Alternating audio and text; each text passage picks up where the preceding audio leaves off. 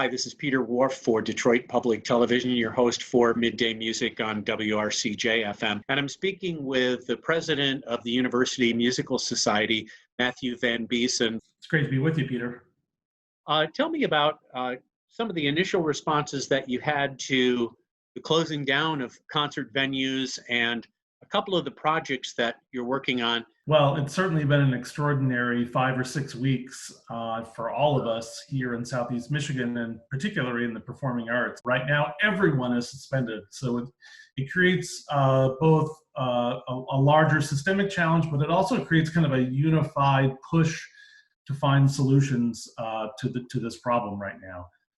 What were some of the conversations that you had with your colleagues right away? I would say for the first couple of weeks, aside from the general sense of shock that people were experiencing, they were just trying to tend to their artists, whether internal or external. As we've moved into this is week 5 that I've been working from home, I think the conversation starts to take on a sort of a longer horizon. So many of us have, if not already announced next season, are preparing to announce next season, and we're announcing a season into a next 12 months that we don't fully understand at this point. And that is causing a lot of conversations, both in terms of people's trepidation, but also kind of sparking, I would say, some creativity around how to continue to present and perform for audiences. And ultimately, it's about connecting people and engaging with them.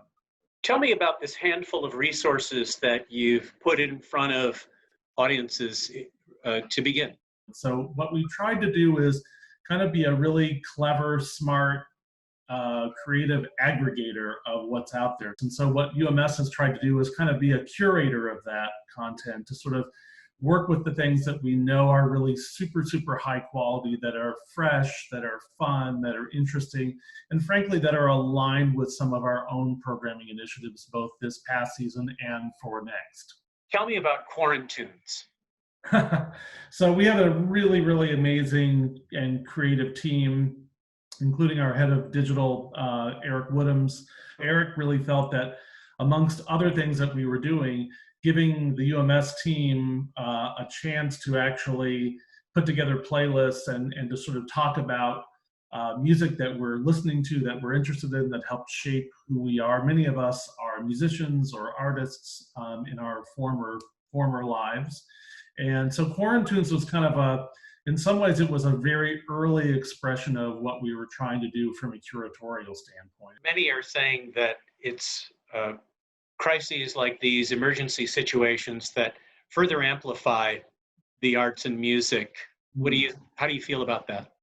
You know, the arts really have a way to respond. I think the arts, we can't only feel that the arts are there to console and reconnect in moments of tragedy, but we should always be pushing on the arts to be something that helps bring people together and connects them and binds them together, both artistically, but also just as human beings. Matthew, we're dearly missing being with you at Hill Auditorium, at Rackham, and all of your other venues. Can you share with us any of your hopes for the 2020-2021 season? We have what I feel is, arguably maybe the greatest orchestra in the world, who's been to Southeast Michigan before, is very much looking forward to coming back.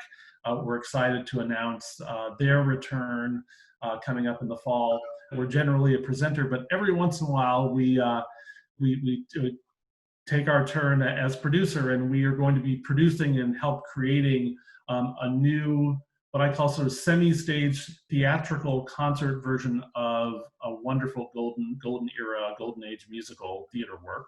And we're really putting our heads together right now is what other possibilities might there be for next season that we hadn't contemplated before that actually make more sense now. So we'll be announcing our season on the 30th of this month, but I suspect we'll also have a few other ideas that sort of pop up as the season goes on, because we really want to respond to and also really adapt to this kind of special, crazy environment in which we live.